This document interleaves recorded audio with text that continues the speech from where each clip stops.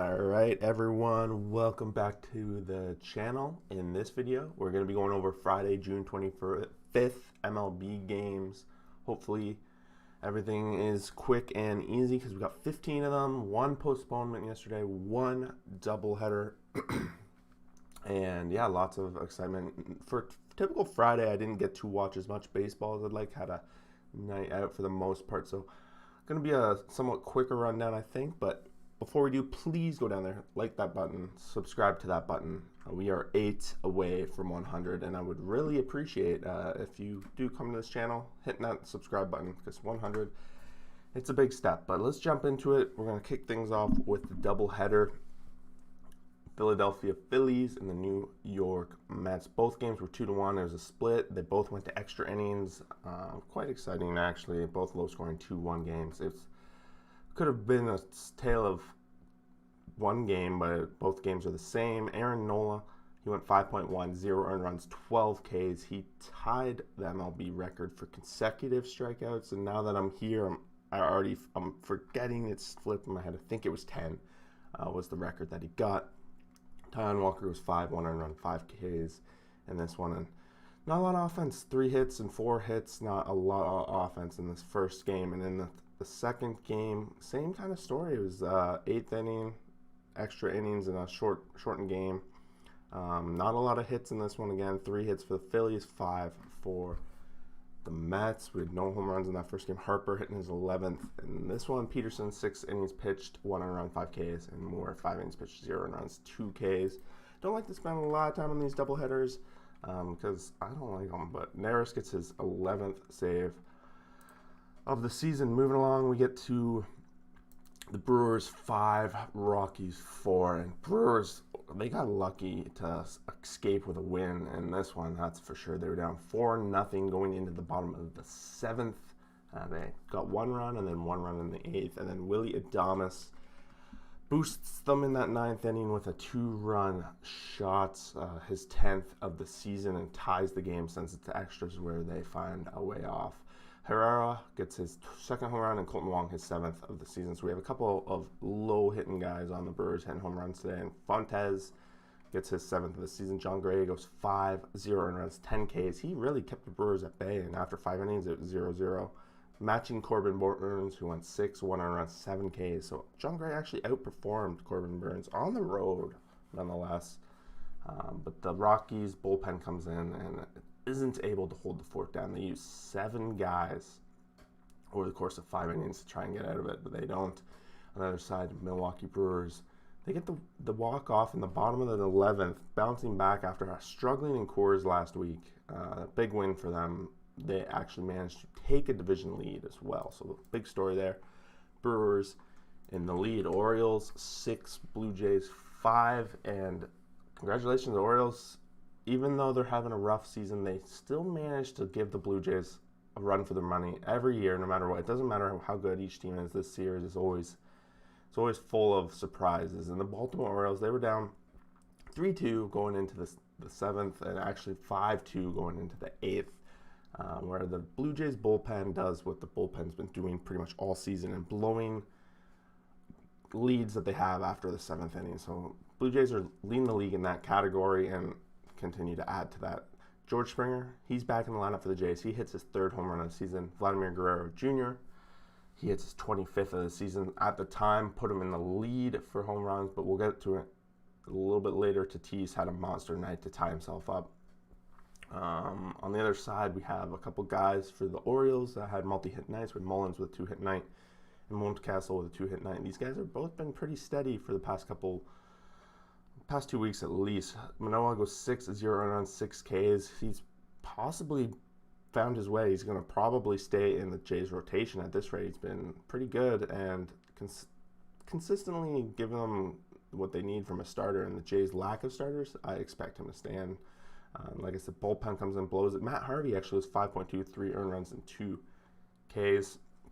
I guess, yeah, it's a surprise upset in extra innings here for the Orioles, but they I think now we'll have to meet again coming up. It's one of those series. Tampa Bay Rays 4, Angels 3.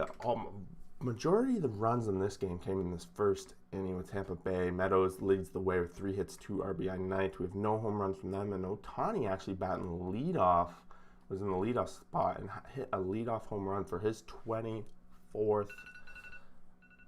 Sorry about that. His 24th of the season. Bottom of the 7th, Tampa Bay breaks the tie, and Tampa Bay kind of went with their bullpen strategy of a leadoff guy, bringing in Josh Fleming, who's somewhat the long guy, but he only goes 3.2 in this situation. Colin McHugh ends up getting the win. On the other side, Angels Canning, 5 innings, pitched 2 runs, 4 Ks. Falling a little bit short in that. The Rays pick up a nice win there. Atlanta Braves 3, Reds 2, and the Braves needed a win of sorts to try and get back on track.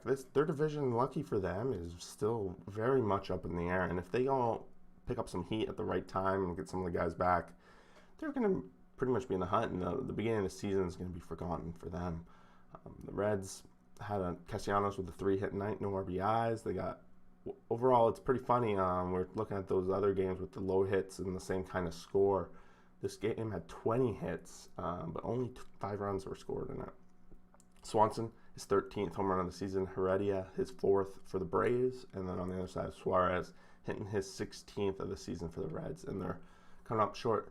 Gutierrez goes 6 3-run runs, 4 Ks. He's been pretty good, as much as he's been giving the Reds all they can really ask for this season so far. And Smiley goes 6 1-earned run, 3 Ks for one of his better performances.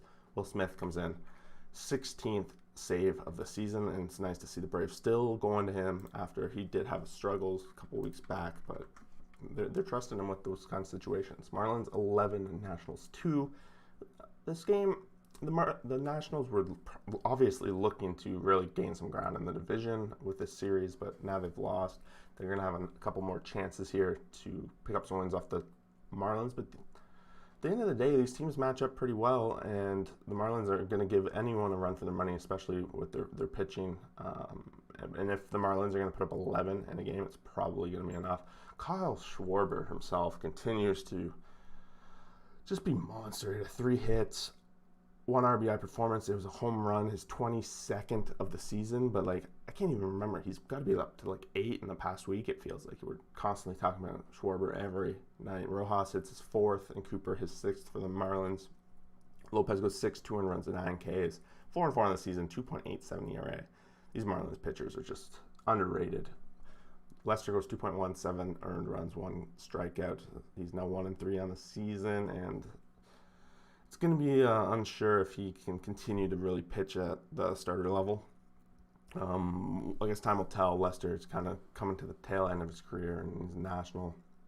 We'll see what they do. If they get into the playoff hunt, we'll see how that plays out. Otherwise, you suspect he'll be out there every 5 days. Red Sox 5, Yankees 3, and the crowd was going nuts in Boston. This was a big series, 3-3 after 2, and Boston took a lead in the bottom of the 3rd. Didn't have to look back, but their pitchers got the job done, which is great and always been kind of the issue with Boston, at least the past little while. But if they can get that together, especially against this division round, well, it's going to be good things coming out of that. No home runs for Boston, no home runs for the Yankees. Can you imagine a game in Fenway with neither of those two teams in a home run? Pretty surprising. Voit continues to come back a little bit hot here, 2 hits. But Martin Perez goes 3.20 earned runs. He actually doesn't last too long, 67 pitches, and they bring in the bullpen. They use their solid bullpen, the Red Sox do. Suarez, Ottavino, Bonds, they get it done. 16th save of the season for him. Haman, 4 innings pitched, 3 runs, 3 Ks. He's now 4-5 on the season. And on the same note, the Yankees use their strong bullpen, so it'll be interesting how the rest of the series plays out between those two rivals. Rangers 9, Royals 4, and this is kind of a battle of the power rankings and the lower tiers, and the offensive juggernaut of the Rangers really came to play on this day. Nate Lowe having a 3-hit, 2 RBI night. No home runs though. Nate Lowe would highlight with that triple. Merrifield also answered with a triple himself, but no home runs in this whole game. Over 13 runs. Dane Dunning goes 5, 2 earned runs, 4 Ks in the win. 3-6 on the season now. Mike Minor 5, and he's pitched 9 earned runs and 2 Ks. They really left him out to dry in this one. It feels like they've done that a couple times, not only to Mike Minor, but to a few of their pitchers. So I don't know if that's a wise thing to do, but Kansas City did it in this situation, in this loss. Moving along, we got the Twins 8, Indians 7. I'm not sure if the Twins really have a chance to get back into this. They're still, 11 games under 500, so a ton of ways to go. They pretty much probably in a tiny percentile to even have a shot, but they can at least play spoiler, and that's what they did today. With the Indians getting out 3-1 after 1, and Twins had to put up a monster 4th inning where they put up 4 runs, take a lead. It was 5-3 at that point, and Indians actually answered back. It was 6-5, and it was a back and forth game, a couple times. I think we have 3 or 4 lead changes throughout. The Indians were offensively a powerhouse today. Rosario, his 5th home run of the season. Bradley, his 6th. Eddie Rosario, his 6th. And Naylor, his 7th. So both Rosarios hitting home runs. We had 4 home runs for the Indians, and actually only 1 for the Twins. Kirilloff hitting his 6th of the season. But top of the lineup for the Twins, getting it done. Was that 9, 10 RBIs? No, 8 RBIs. Can't be 10 RBIs in an 8-run game. What am I talking about? 8 RBIs coming in the top 4 batters along the way there. Quantrill goes 4.1, 6 earned runs, 2 strikeouts, and Coulomb, that's a new name for me, goes 1.2, 1 earned runs, 2 Ks. And bullpens come in. That's just nuts. Seattle 9, White Sox 3. This is crazy. The Mariners are now 3 games above 500. I think they're like 4 games or maybe 3.5 out of a wild card spot. So do not sleep on these Mariners. They're quietly, sneakily staying in contention. I think that's probably the best for them to do it quietly. They take care of a top team, the White Sox, who have been somewhat struggling over the past 2 weeks or so. But you got to give credit to the Seattle team. 14 hits, and basically almost every guy on the team had a hit. And with 5 of them having multi-hit games. So huge there. Torrens, 2 home runs in this game, 7 on the season. Fraley, his 5th. And then for the White Sox, with Grandal hitting his 12th. Mariners kind of got out to a 3-1 lead at the 3rd, and then by the 6th and 7th, they added 4, and they didn't have to look back. After that, Carlos Rondon goes 5, 3 earned runs, 8 Ks, and Kikuchi, 5.2, 1 earned run, 6 Ks. Kikuchi is quietly, too. Like, this guy surprisingly, now, back-to-back games, he's pitched great, and his ERA is 3.34, and he's 5-3 on the season. Very much leading the Mariners' rotation in good style. Moving along, we got the Pirates 5, Cardinals 4, and Cardinals they're just, I don't even know where to start with the Cardinals. They just are blowing any chance they have at getting back in this race, and it's against the Pirates. Pirates playing complete spoiler, and I love to see it. They don't give up. They had down 1-0, and they put up a 4 spot in that 3rd, and the Cardinals worked at it, and they tied it up after 4, and then the Pirates added 1 in the 5th, and were managed to close the door after that. We have no home runs for the Pirates. Arenado, his 15th of the season. Carlson, his 6th of the season. The bullpen closed the door after Will Crowe gave 5, 4 earned runs, 2 Ks in his first win of the season. Congratulations, Kim. On the other side goes 4.14 earned runs, 1 K. I don't know. The Cardinals, they're in a world of hurt right now in this division. Expected to win the division at the start of the season. I'm not so sure that's going to be possible now. Giants 2, Athletics 0. Giants, best team in baseball. Number 1 in the power rankings. Number 1 in the standings. Continuing to win, and these are the games they win. They win these low-scoring 2-0 games. They must have a bunch of these on their resume this year. And they take care of a tough team in the Oakland A's, who sent out Chaminade into the mound, which is no slouch, that's for sure. They out-hit the Giants, but it wasn't enough. Casali, his 2nd home run of the season. It's the only home run in this game. Johnny Cueto, 7, 0 earned runs, 6 Ks. And the rotation of the Giants is just 1 through 5, the best in MLB, so it makes sense why they're performing so well. Chaminade has 6, and he's pitched 1 earned run and 7 Ks in the loss. Moving along, we got the Dodgers 6, Cubs 2. Dodgers bounced back after getting no hit yesterday by the Cubs. It's another one of those close games. The Cubs have played these Dodgers very close all season long and beat them for the most part. So the Dodgers putting up 4 in the bottom of the 8th is the difference. That's all it takes. So that 4 runs. McKinstry, 4th home run of the season. Pollock, his 6th. Muncy, his 15th. On the other side, Cubs got Bryant hitting his 15th. Gosling goes 4, 107 Ks, and this bullpen closes the door on the Cubs for the most part. They give Trennian a blown save, but he also picks up the win along the way. Arrieta goes 5, 2 runs, 4 Ks, and Temperi actually is the guy that gets charged with a bunch of the runs in that 8th inning.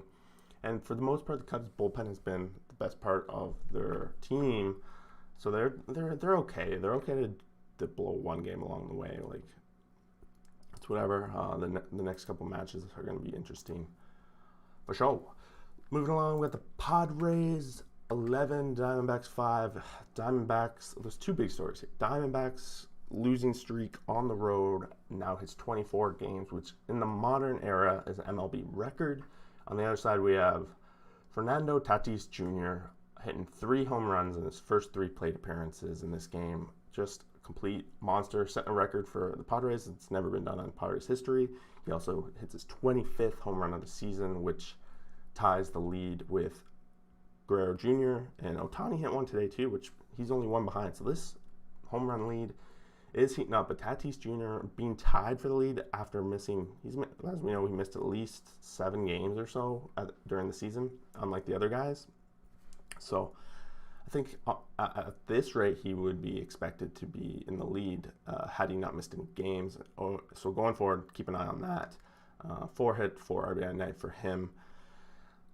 Padres, like I said, they got out to a 4-0 lead, 6-3 after 2, and 6-5 after 3. So the Diamondbacks were very much in it. But as we know, Diamondbacks bullpen pitching doesn't really hold people down, and that's what the Padres took advantage of. Pham hits his 7th, Tatis 25th, like I said. Cronenworth, his 12th. I think Cronenworth now has hit 4 in like 4 nights, so he's been on fire. And it's no longer, I think, that we can say the San Diego Padres bats are cold. This home stand that they're on is definitely what the doctor ordered. They're one of the hotter teams now in baseball. I think they've won 6 or so in a row, 6 or 7. Keeping things going. Paddock goes 2.15 runs, 2K. So Chris Paddock has a rough outing, and he doesn't get to last too long. He gets the hook early, and the bullpen does come in and close the door, giving up 0 runs over the rest of the game. On the other side, we have Comonton going 1 out, 4 earned runs. Then Riley Smith, he goes 3.2 and then gives up 4 earned runs. So overall, we know the same story with the Diamondbacks all season long. Kind of rough. Well, I can't even say all season long because they were like 500 after 30 games. So there you have it, 15 games across the MLB on this Friday, June 25th. Saturdays are here, and Saturdays are always fun because you get baseball basically all day, and I'm excited for that. Hopefully everyone has a good weekend. It's going to be a heat wave up here in Vancouver. We need 8 more subs to get to 100, so make sure you hit that subscribe button. Otherwise, we will see you guys for that next video. Thanks for watching.